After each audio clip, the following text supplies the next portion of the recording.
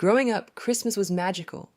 The tree glowing softly in the corner, the smell of gingerbread wafting through the house, and the laughter of my family made it feel like nothing could ever go wrong. But there was one tradition that always felt off. Every Christmas Eve, just before bed, my parents would gather us around the fireplace. They'd turn off all the lights except for the glow of the fire and hand each of us a small bell. "Shake it once for Santa," Dad would say with a smile. "He needs to hear you." So we did.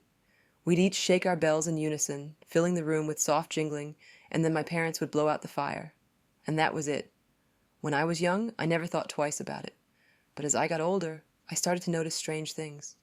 The next morning, the fire would always be relit, even though no one got up to do it. There were faint, charred handprints on the bricks surrounding the fireplace.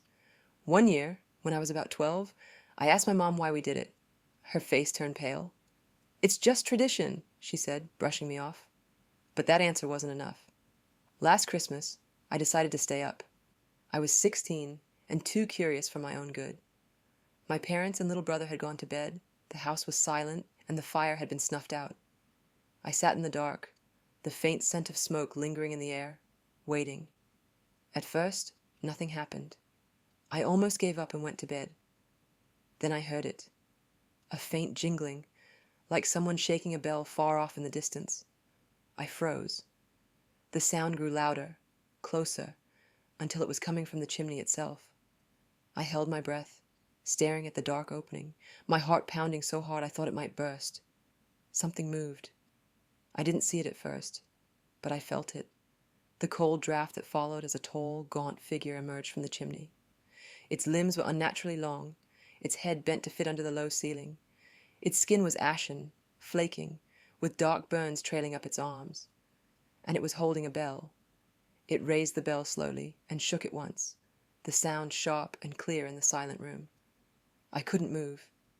Its head turned toward me, hollow eyes boring into mine. A jagged smile spread across its face as it whispered in a voice that sounded like crackling fire. "You're not supposed to watch." The room went black. I woke up in my bed the next morning, trembling, my clothes reeking of smoke. My parents acted like nothing had happened, but when I went downstairs, I saw a fresh set of charred handprints on the fireplace and a bell sitting on the mantel. I haven't shaken a bell since, but every Christmas Eve I hear it, and every year it gets louder.